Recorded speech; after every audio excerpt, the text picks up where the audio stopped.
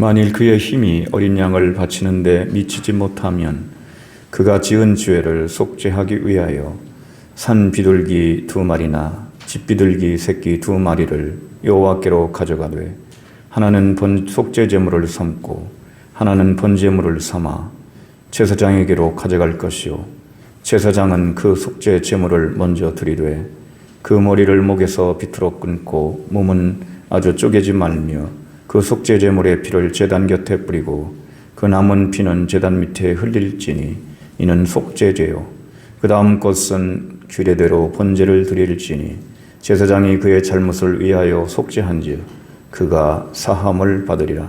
만일 그의 손이 산비둘기 2마리나 집비둘기 2마리에도 미치지 못하면 그의 범죄로 말미암아 고운 가루 10분의 1 에바를 예물로 가져다가 속죄제물로 드리되 이는 속죄제인즉 그의 기름을 붓지 말고 유향을 놓지 말고 그것을 제사장에게로 가져갈 것이요 제사장은 그것을 기념물로 한 움큼을 가져다가 제단 위의 여호와의 화제물 위에서 불사를 지니 이는 속죄죄니라. 제사장이 그가 이 중에서 하나를 범하여 얻은 허물을 위하여 속죄한즉 그가 사함을 받으리라. 그 나머지는 속죄물같이 제사장에게 돌릴지니라. 아멘. 이것은 주님의 말씀입니다. 아멘. 할렐루야. 가정에서 예배드리는 우리 교우 여러분에게도 주님의 은혜가 함께 하시기를 바랍니다. 여름에 우는 매미는 대포 소리를 못 듣는다고 그럽니다. 옆에서 대포를 쏴도 소리를 못 듣는다고 그러죠. 주파수가 다르기 때문입니다. 사람은 보는 것도 마찬가지입니다. 태양빛으로 우리가 살아가고 있지만 해를 정면으로 바라볼 수 없습니다. 눈이 멀기 때문이죠. 하지만 달빛과 별빛은 정면으로 바라볼 수 있습니다. 사람이 하나님을 육신의 눈으로 볼 수 없습니다. 죽음을 면하지 못하기 때문입니다. 그래서 하나님의 아들이신 예수님이 인간의 몸을 입고 이 땅에 오셨습니다. 그리고 하나님은 예언자들을 보내셨습니다. 그래서 하나님의 말씀을 들을 수 있고 또 예수님 안에서 해를 받지 않고도 하나님을 볼 수 있게 되었습니다. 하나님께서 눈높이를 낮추셨기 때문입니다. 우리가 라디오를 들을 때도 주파수가 맞아야 듣듯이 우리들도 눈높이가 맞아야 서로 대화도 되고 서로 형편도 알 수가 있는 것입니다. 하나님께서 눈높이를 낮추셨다는 걸 알게 돼요. 우리의 눈높이는 어디에 머물러 있습니까? 바라보는 곳이 바로 눈높이거든요. 오늘은 하나님의 눈높이와 더불어 우리의 눈높이를 생각하면서 은혜를 나누기를 원합니다. 죄인에 대한 사랑이 하나님의 눈높이다. 하나님의 눈길은 아래로 내려오셨습니다. 죄인들, 특별히 선택받은 하나님의 자녀들, 하나님 백성들에게 하나님의 눈길이 맞춰져 있다는 것을 우리가 알게 됩니다. 오늘 본문의 말씀은 그것을 우리에게 보여주고 있습니다. 하나님께 속죄 제물을 드리는데 어떤 사람은 능력이 돼서 양과 염소를 드리게 됩니다. 그걸 가지고 속죄제를 드릴 때 하나님께서 받아주시고 그리고 속죄를 해 주십니다. 그런데 어떤 사람은 능력이 안 돼서 비둘기 2마리를 드립니다. 비둘기 2마리를 목을 비틀어서 피를 쏟고 그래서 드릴 때 역시 하나님께서는 그들의 죄를 다 받으시고 용서를 해 주시는 겁니다. 그런데 비둘기의 능력도 안 되는 사람이 있습니다. 이 사람은 밀가루 10분의 1 에바를 드린다는 겁니다. 에바라고 하는 건 22리터입니다. 그러니까 10분의 1이니까 2리터. 2리터 정도의 밀가루를 하나님께 이렇게 드려서 태워드리고 나머지는 이제 제사장에게 돌리고 그렇게 해서 속죄제를 드릴 때 하나님은 또 똑같이 속죄를 해 주신다는 거죠. 이걸 보면서 하나님은 양을 보시는 게 아니고 비둘기를 보시는 게 아니고 밀가루를 보시는 게 아니고 하나님의 시선이 속죄를 원하는 구원받아야 될 그 백성들에게 머물러 계시다는 걸 알게 됩니다. 이제 하나님의 시선을 우리가 보면 낮은 곳으로 이렇게 내려오시는 걸 볼 수 있어요. 속죄를 위해서 드리는 그 사람들을 바라보시는 겁니다. 하나님의 눈길이 그들에게 머물러 계시는 것을 볼 수가 있습니다. 오늘도 하나님은 낮은 곳에 있는 우리 뭇 백성들을 바라보고 계시는 줄로 압니다. 하나님의 눈길이 바로 거기에 있는 것입니다. 그래서 하나님의 눈높이는 사랑에 맞춰져 있다는 걸 알게 됩니다. 죄 많고 허물 많은 우리 가운데 주님께서 주님의 시선이 머물러 계신다고 하는 건 사랑이 아닐 수 없죠. 주님은 우리를 받아들이시기 위해서 눈높이를 낮추셨습니다. 교육에 가장 제일 먼저 필요한 것은 눈높이를 낮추는 거죠. 가르치는 자가 가르침받는 자의 눈높이까지 내려가서 이제 서로 대화하고 그리고 뭔가 교육이 거기서 이루어지게 되는 거죠. 오늘 우리는 하나님께서 우리를 위해서 낮아지신 것을 바라보면서 바로 그 일을 위해서 예수께서 눈높이를 낮추시고 오셨다는 것을 다시 한번 깨닫게 되기를 원합니다. 그러므로 하나님의 눈높이는 예수 그리스도이시다는 걸 알게 됩니다. 우리는 흔히 그렇게 생각할 수도 있습니다. 외롭고 힘들 때 그리고 고통스러울 때 하나님이 나를 보실까? 하나님이 내 형편을 이해하시고 또 알고 계실까? 그런 생각을 하게 되는데 하나님은 분명히 이제 눈높이를 낮추셔서 우리 가운데 거하신다고 하는 것을 우리는 잊지 말아야 할 것입니다. 임마누엘이라고 하는 이 말씀이 우리 가운데 하나님이 우리 가운데 계시다는 거죠. 저 위에서 이렇게 내려다보면 눈높이가 안 됩니다. 여러분 비행기 타고 내려다보세요. 저는 비행기 타고 갈 적마다 교회를 찾느라고 하는데 어떤 때는 내수 쪽으로 가는지 어쩐지 도저히 못 찾겠고 어떤 때는 또 가끔 창 옆에 앉아 있으면 교회가 보이기도 합니다. 그런데 위에서 이렇게 보는 건 그 차원이 달라요. 지붕밖에 안 보입니다. 정말 보려면 교회를 찾아와야죠. 교회를 찾아와서 안에 들어가 봐야 보이는 겁니다. 하나님도 그러신 겁니다. 이 땅에 예수님의 인간의 몸을 입으시고 사람이 되셔서 오셔서 우리하고 똑같은 자리에 서서 눈높이를 맞추고 그리고 그 죄와 허물과 그 고통 속에 들어오셔서 우리를 이해하시고 그렇게 하셨던 겁니다. 여러분 예수님이 성인이 돼가지고 하늘에서 뚝 떨어진 게 아닙니다. 어릴 때 아기로 태어나가지고 어릴 때 부모님의 사랑을 받고 교훈을 받고 이웃과 더불어 친구들과 더불어 유년 시절을 보내고 회당에 가서 말씀도 듣고 또 동네 사람들하고 교제도 나누고 그러면서 다 그 소년 시절, 청년 시절까지를 다 보내신 겁니다. 근데 하나님의 아들이 그렇게 하시는 것이죠. 그래서 우리가 예수님이 바로 하나님의 눈높이다. 이것을 우리가 알 수가 있습니다. 성도의 눈은 예수 그리스도께 머물러 있어야 하나님과 마주칠 수가 있어요. 하나님의 눈길과 마주칠 수가 있어요. 우리가 눈이 맞았다 그런 표현을 쓰잖아요. 여러분 눈이 맞으면 무슨 일이 일어납니까?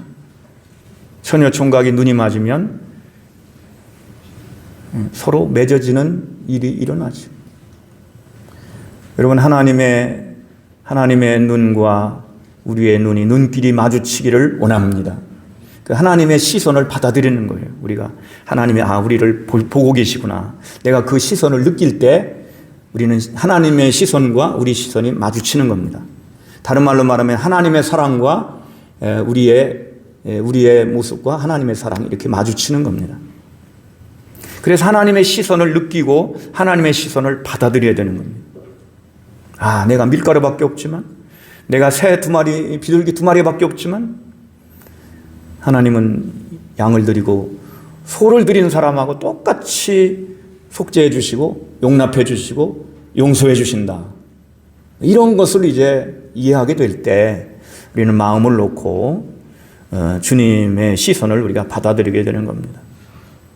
여러분, 눈길을 피하면 대화가 안 되잖아요. 눈길을 피하면 대화가 안 됩니다.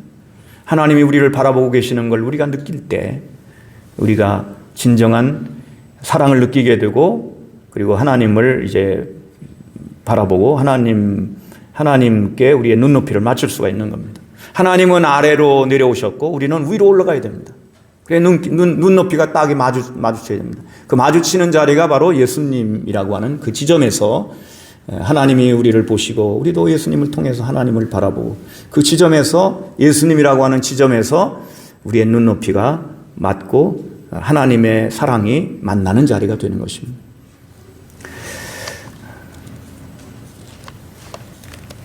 그래서 모든 성도들의 삶의 목표는 예수 그리스도이십니다. 하나님이 거기까지 내려오셨기 때문에 우리는 딴 데 보면 안 됩니다. 우리의 시선이 예수님에게 머물러 있고 예수님에게서 떠나지 말아야 됩니다. 그러면 언제든지 하나님의 눈길과 마주칠 수가 있어요. 사랑을 느낄 수가 있고, 그리고 하나님을 알 수가 있습니다.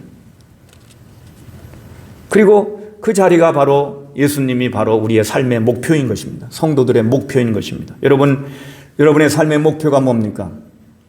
그 지점이 어디입니까? 어디를 바라보고 계십니까? 사람들이 방황하는 이유는, 실망하고 방황하는 이유는, 혼돈 속에 빠지는 것은 딱 하나입니다. 힘들어서가 아니에요. 힘들어서가 아닙니다. 생활이 어려워서가 아닙니다. 밀가루밖에 없어서가 아닙니다. 목표를 잃어버렸기 때문이에요. 우리의 삶의 목표를 잃어버렸기 때문에.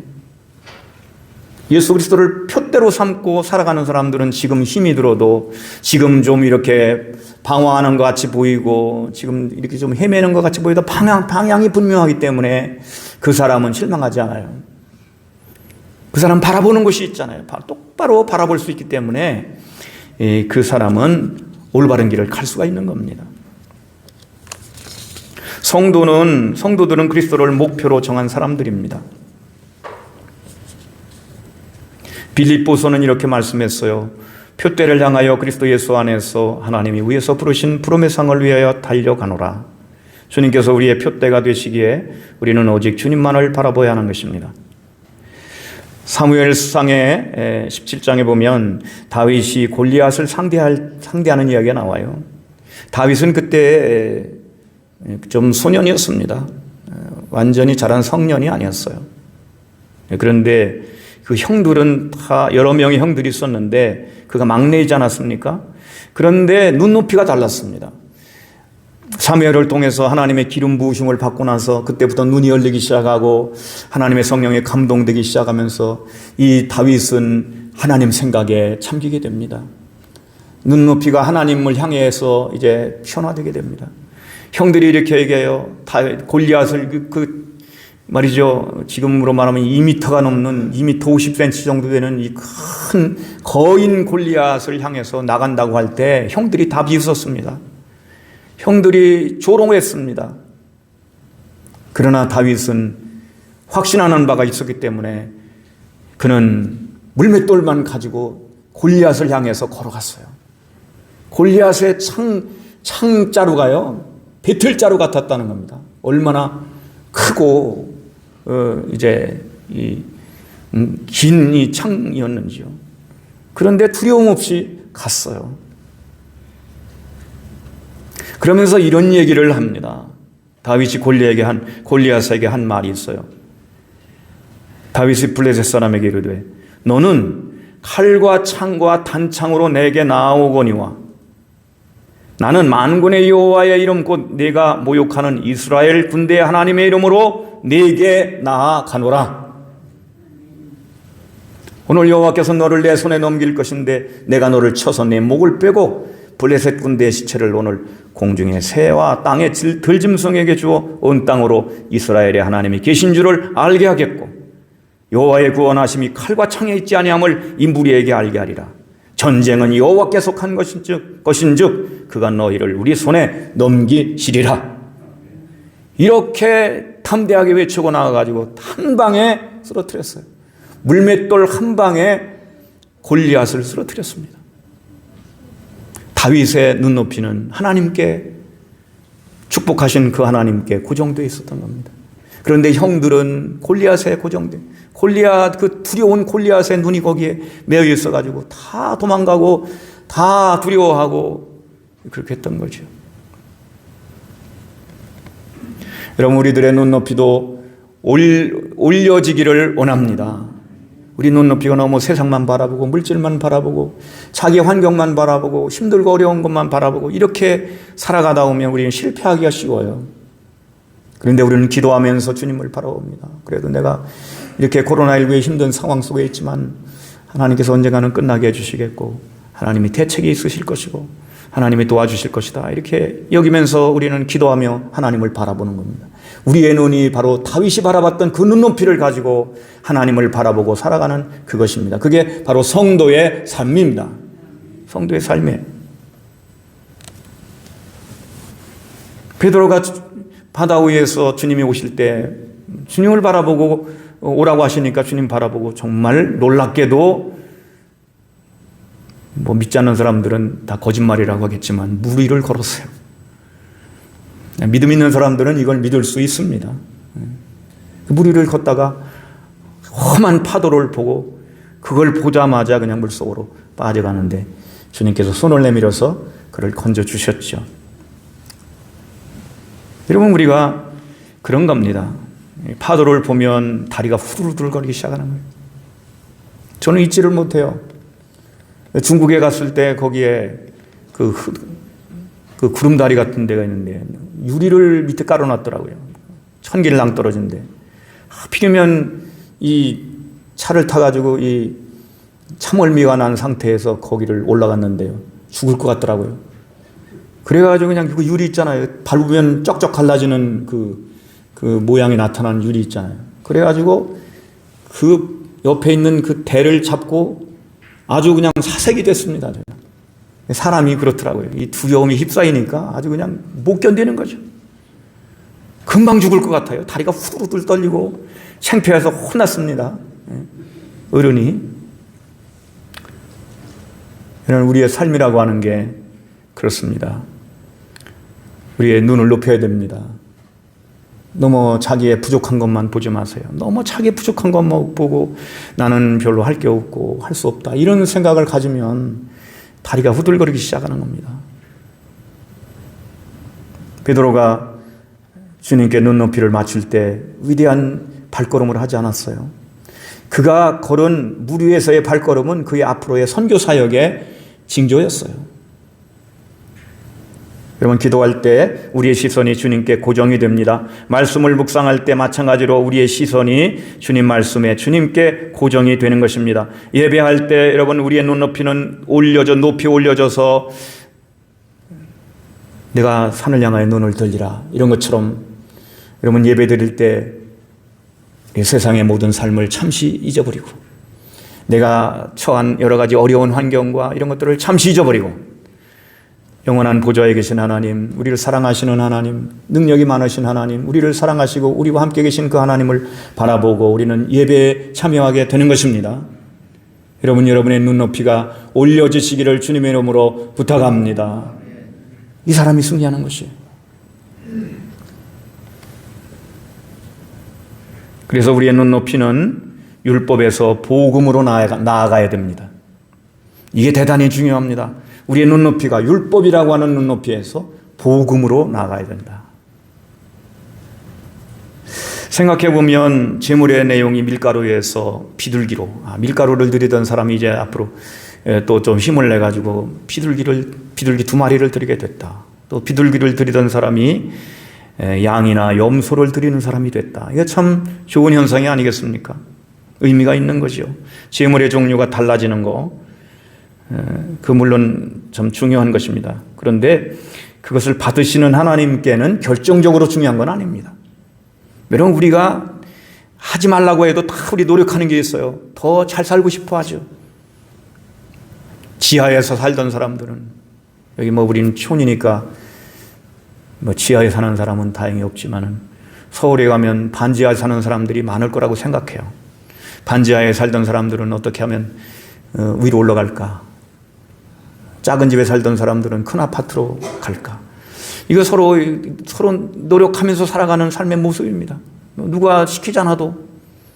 그리고 좀 더 나은 음식을, 건강한 음식을 먹고 싶어 하고, 또 좀 더 폼나는 그런 좋은 옷을 입고 싶어 하죠. 저는 그런 생각을 해본 적이 있어요. 다른 교회 목사님들 이렇게 얘기 들어보고 할 때, 우리 외평제일교회 성도들은 전부 그랜저 이상을 타라. 할 수만 있으면 다 벤츠를 타라. BMW를 타라. 이 BMW가 뭔지 모르시는 분도 계시겠지만, 좋은 차를 타고 좋은 집에 살았으면 좋겠다. 그런 욕심은 있습니다. 이왕이면. 그렇죠? 그렇잖아요. 이왕이면 다 멋있고 폼나게 다 살았으면 좋겠어요. 그러나 그게 우리의 눈높이 목표는 아니에요. 그게 우리의 목표는 아닙니다.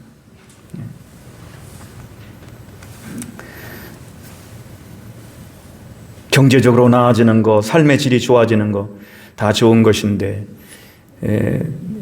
정말 그 우려스러운 건 이러한 것이 눈높이가 돼가지고 신앙생활의 목표로, 은연중의 목표로 삼고 살아가는 사람들이 무수하게 많다는 거예요.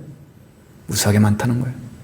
정말 하나님께서 원하시는 그 눈높이가 뭔지를 모르고, 정말 원하시는 것이 뭔지를 모르고, 여러분의 생활이 경제적으로나 모든 면에서 나아지시기를 축복합니다. 새해가 됐으니까요.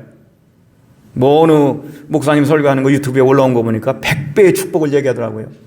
아, 나는 100배의 축복을 얘기를 안 했나. 그런 생각이 드는데, 여러분, 저는 10,000배의 축복을 받으시기를 원합니다. 그런 걸 제가 제목으로 봤어요. 포스트가 되라, 그렇게 하더라고요. 세된 교회 목사님의 설교가 포스트가 되라 그러는데, 예수님은 꼴찌가 되라고 했는데 포스트가 되라고 하는구나, 이런 삐딱한 생각도 해보고요. 근데 어쨌든 하나님께서 원하시는 건, 여러분, 중요한 차원을 말씀하고 있는 거예요. 율법에서, 우리의 눈높이가 율법에서 복음으로 나가야 된다. 할렐루야. 이것은, 율법이라고 하는 건 어린아이를 몽학선생이라고 그러잖아요. 유치원생이라는 뜻이죠. 율법의 눈높이를 맞추고 살아가는 것은 유치원생이 하는 일이라는 거예요. 신앙생활로 말하면. 여러분, 신앙생활에도 어린아이 같은 사람이 있고 성인 같은 사람이 있음을 여러분 아시기를 바랍니다. 성숙한 신앙생활이 있고요. 그건 복음을 가지고 살아가는 겁니다. 근데 아직도 율법에 머물러 있는 사람이 있어요. 눈높이가 율법에. 근데 율법이 정말 필요한 것이거든요.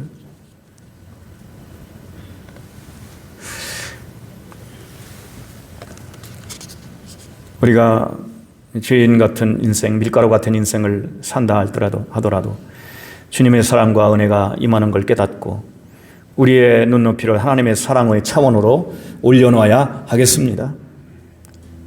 어린아이 같은 신앙이 성숙한 어른의 신앙으로 자라나는 것, 이게 눈높이가 높아지는 것이거든요. 그 방향은 똑같아요. 하나님을 향해 살아가고 있어요. 율법을 지키는 사람도. 그러나 어린이 신앙이 있고, 어린이 신앙은 육신적인 신앙생활을 하는 거예요. 육신에 속한 거예요. 그런데 성숙한 믿음으로 살아가는 성숙한 신앙생활이 있거든요. 하나님은 내려오셨는데 우리는 올라가야 돼요. 하나님이 내려오셨기 때문에 그만큼 올라가야 돼요, 우리는. 어린이는 삶의 경험이 없기 때문에 하고 싶은 대로 한다는 거예요. 그래서 요사이는 어린아이에게 훈육도 잘 안 하고 어디 식당 가서 난리치고 다녀도 바라보기만 하고 한마디 안 하는 부모들도 있는데, 그게 얼마나 잘못된 건가 하는 것을 저는 최근에 책을 통해서 읽었어요. 5살 이전에 금지된 것을 알아야 된다는 거예요. 5살 이전에 사회성을 배워야 된다는 거예요. 그래서 이제 제한이 있다, 한계가 있다는 걸 어릴 때 배워야 된다는 겁니다. 부모가 가르쳐서, 따끔하게 가르쳐서 그걸 가르쳐 놓으면 사회에 나가서 그 친구도 삼고 친구도 만들고 사회생활을 잘 할 수 있는데, 그걸 못 배우면 나가가지고 더 혹독한 맛을 본다는 거예요. 사회에서 어마어마한 쓴맛을 본다는 겁니다. 왜? 집에서 못 배웠으니까. 그래서 어릴 때는 금지하는 걸 가르쳐줘야 되는 거예요. 쓸데없이 때를 쓰고 뜯어가지고 때를 쓰면 주더라. 우리 엄마는 때만 쓰기만 하면 주더라. 그러니까 뭘 가지고 싶으면 일단 울고보고 불어넣어가지고 발 굴르고 보고 이렇게 하면 한참 하다 오면 온다는 거지. 그러면 그게 버릇이 돼가지고 이제 이 사람은 이 어린아이는 못 고쳐지는 거죠. 그런데 그때 훈육을 해야 된다는 거예요. 어릴 때 금지된 걸 가르쳐야 된다는 것입니다. 그러니까 뭐 아이들에게 뭐 매를 댄다. 물론 매는 때와 정도를 잘 해가지고 이렇게 돼야 되지만, 마지막 수단으로 해야 되지만, 그 매가 그 아이를 살릴 수도 있는 것이거든요.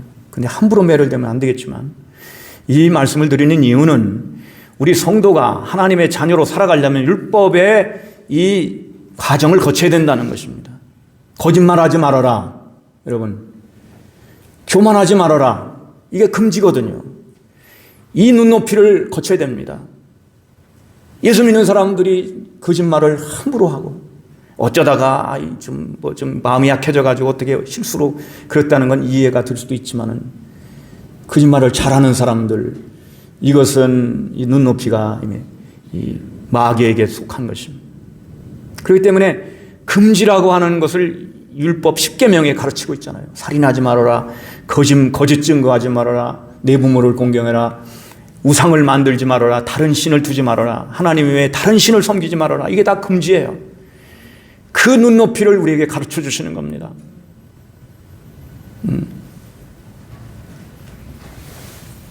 이걸 안 고치고 눈높이가 높아질 리가 없어요. 하나님은 마음을 다하고 뜻을 다하고 힘을 다하고 목숨을 다하여 주 여호와 너희 하나님을 사랑하라. 그 사랑으로 어떻게 나갑니까? 초등학생도 못 거쳤는데 어떻게 대학을 들어가요? 안 되는 일이잖아요. 여러분, 그렇기 때문에 우리의 눈높이가 율법을 거쳐야 됩니다. 율법을 거쳐서 복음으로 나아가시기를 축원합니다. 이게 정말 우리 성도가 걸어가야 될 길입니다. 그래서 어린아이가 거짓말하고 그러면 생각하는 의자를 딱 마련하나 해놓고, 너 여기서 앉아있어. 뭘 잘못했는가 생각해봐 하고 딱 앉혀놓고, 그럼 얘기하는 거죠. 이제 아이가 얘기를 깨닫고 내가 뭐 잘못했습니다 이렇게 하는 겁니다. 또 생각하는 방이 있어요. 생각하는 방에다가 가둬놓고 잠시 동안 거기 있게 하면 거기서 이제 깨닫게 되는 거죠.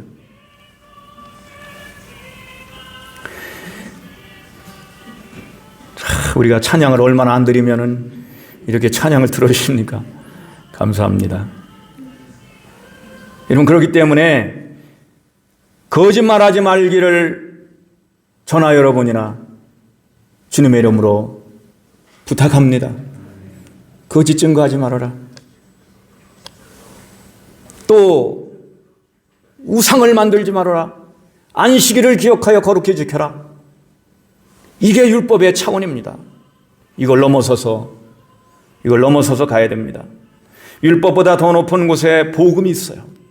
복음이 있어요. 아까 말씀드린 대로 하나님을 사랑하는 것입니다. 그렇기 때문에 너희는 위의 것을 찾아라. 골로새서 3장 1절에서 2절에 그렇게 말씀하고 있습니다. 위의 것을 찾으라. 위의 것을 찾으라. 너희가 다 그리스도와 함께 살리심을 받았으면 위의 것을 찾으라. 거기는 그리스도께서 하나님 우편에 앉아 계시느니라. 위의 것을 생각하고 땅의 것을 생각하지 말라 그랬습니다.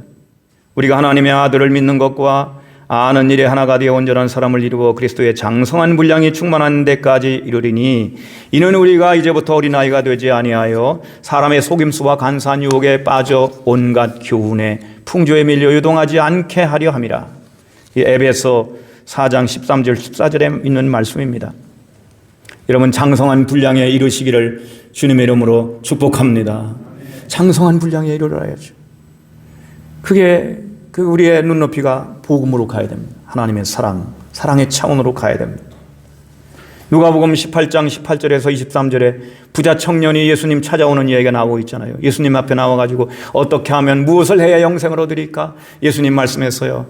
율법을 말씀했어요. 살인하지 말라, 내 부모를 공경하라, 거짓 증거하지 말라, 이걸 지켜라, 그러면 된다. 그렇게 말씀하니까 예, 어릴 때부터 잘 지켰는데요. 그러니까 예수님이 사랑하는 사랑의 눈길로 보시면서 그러면 내가 가진 것을 다 가난한 자에게 주고 너는 나를 따르라, 이렇게 말씀했어요. 근데 이 청년은 율법은 지키긴 지켰지만은 사랑으로 나아가지를 못했어요. 사랑으로 나아가지를 못하고 재물을 뺏기는 것, 재물이 없어지는 게 두려워서 예수님께 등을 돌리고 구원받을 수 있는 기회를 놓치고 그는 영원히 후회할 그러한 발걸음으로 집으로 돌아가고 말았습니다. 여러분, 우리가 율법에서 멈추지 말고, 어떤 사람은 율법까지도 못 가는 사람이 있어요. 이거는 신앙인이라고 말하기 상당히 어렵습니다.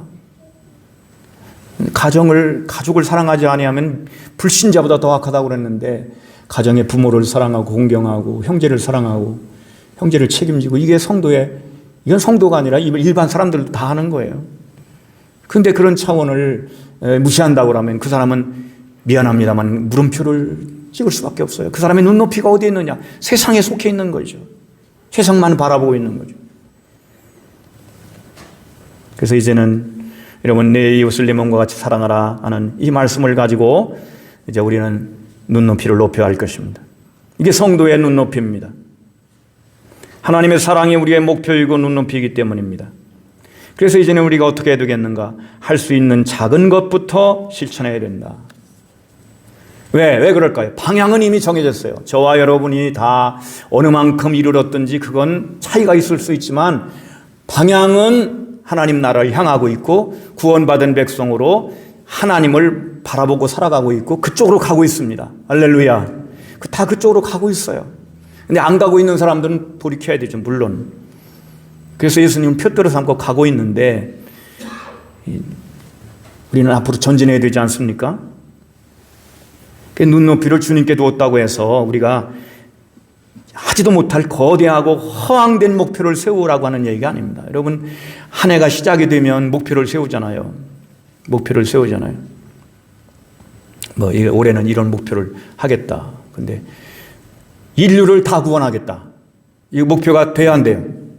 내가 인류를 다 구원하겠다. 뜻은 좋지만 허황된 거거든. 내가 코로나19를 내가 없애겠다. 하나님은 없앨 수 있을지 모르지만 우리는 과학자도 아니고 의사도 아닌데 어떻게 그게 하겠습니까? 그러니까 허황된 목표, 이게 아니라는 거예요. 대신 쉬운 것부터 하나씩 성취해 가라고 말씀하고 있어요. 쉬운 것부터.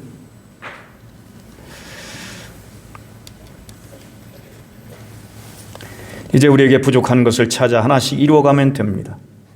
우리의 율법 중에서도 이루지 못한 율법이 있다면 여러분 그 율법을 이루시기를 부탁합니다. 내가 가끔 말이죠. 내가 누구를 미워했다. 그러면 그 미워하는 것이 살인이잖아요. 그러니까 미워하지 않겠다. 미워하지 않으려면 어떻게 해야 되는가. 이런 것들을 생각하면서 한 가지씩 이렇게 한 걸음씩 내가 할 수 있는 것, 이것을 해나가야 되는 것입니다. 그게 중요한 것이에요. 우리의 삶이 원망으로 가득 차 있고 교만하고 거짓되다면 그걸 버려야 되는 것이죠.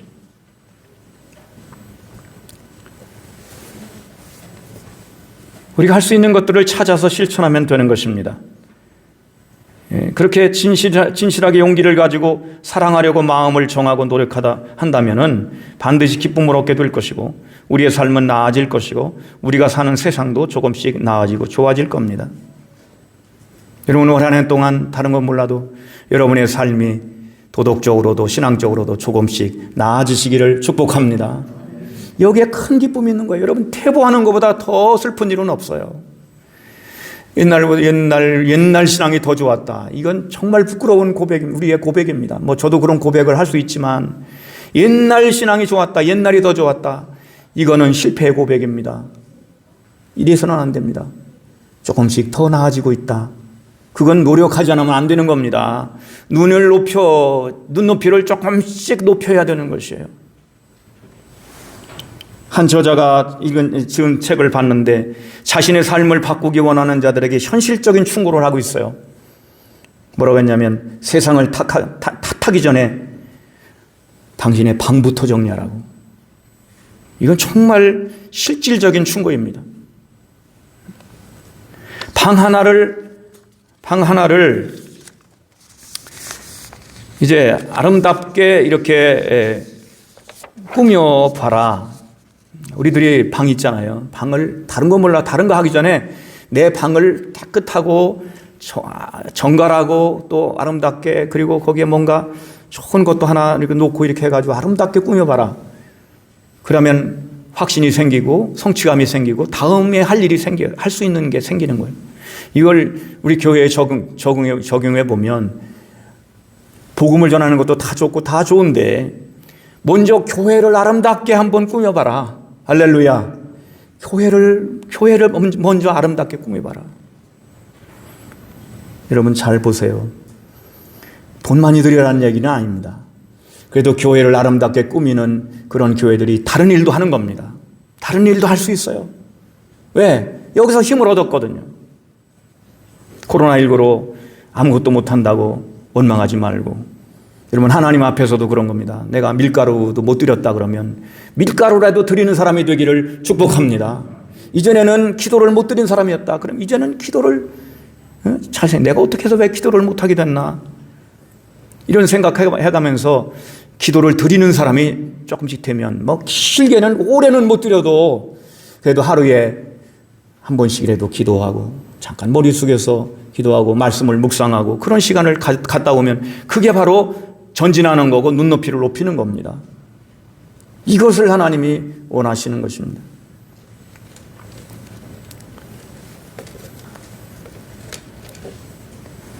네 이웃을 네 몸과 같이 사랑하라 이렇게 말씀했는데 네 이웃을 네 몸과 같이라고 말씀했어요. 여기에 참 중요한 말씀이 들어있는 거예요. 네 몸과 같이. 우리는 우리 자신을 사랑하고 있는가?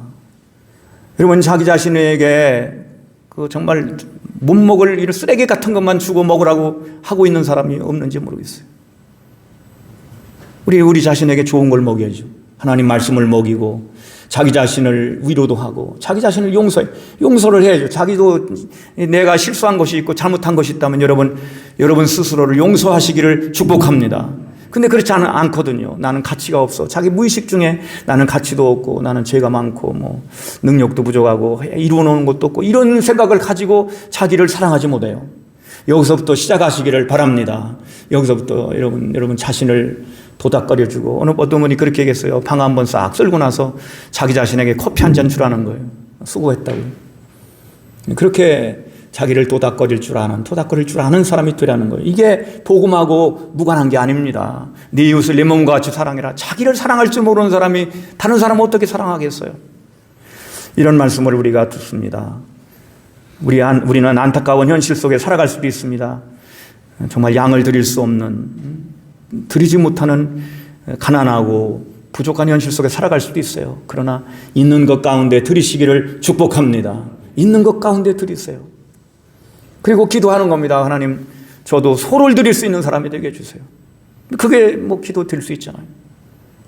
더 나아가서 이제는 율법에 머무르는 사람이 아니고 하지만 하는 것만 안 하고 만족하는 게 아니라 이 이웃을 사랑하고 하나님을 사랑하되 힘을 다하고, 전에는 힘을 안 썼는데 힘을 다하고 또 뜻을 세워가지고 하나님 사랑하고 또 목숨까지도 아끼지 않고 하나님 사랑하고 마음을 들여서 사랑하고, 그게 바로 복음으로 가는 길입니다.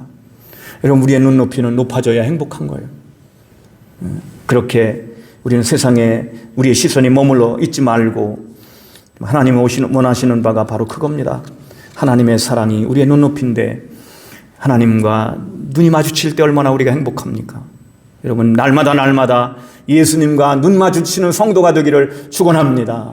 날마다 예수님과 눈을 마주치는 거예요. 눈은 안 보이지만 얼굴을 마주하고, 그러는 가운데 우리는 이제 눈을 들어 주님 바라보면서 사명을 바라보고, 그러면서 온전한 삶을 향해서 실제적으로 조금씩 실천해 나가는 것입니다. 올 한 해 그렇게 되시기를 바랍니다. 주님의 사랑에 조금씩 다가가는 것이 우리의 희망이고 또 우리의 보람입니다. 그렇지 않고 이제 허황된 꿈을 꾸거나 이렇게 하지 마시고 날마다 실천하는 거 한 가지씩 정해서 방향은 정해졌잖아요. 내가 주님을 위해서 뭘 할까? 주님을 위해서 내가 못한 게 있는데 이번에는 이걸 해보자. 이렇게 해가지고 실천해 나갈 때 하나님이 기뻐하시고 받아주실 것입니다. 그래서 그를 통해서 우리의 삶의 눈높이가 높아지고 하나님께로 더 가까이 나아가는 충실한 주의 백성들이 되시기를 축원합니다. 기도하겠습니다. 하나님 감사드립니다. 저희들 눈높이를 하나님의 눈높이에 맞추게 도와주시고 우리의 삶도 율법에서 복음으로 나갈 수 있도록 도와주옵소서. 예수님 이름으로 기도드립니다. 아멘. 이제는 우리 구주 예수 그리스도의 은혜와 하나님 아버지의 영원한 사랑과 성령의 교통하심이 이제 하나님의 눈높이에 우리의 눈을 맞추고 우리가 하나님 사랑으로 이 세상을 사랑하기로 다짐하는 모든 성도들 머리머리 위에 가정 일터 직장 사업 위에 이 민족 가운데 영원히 함께 하시기를 간절히 축원하옵나이다. 아멘.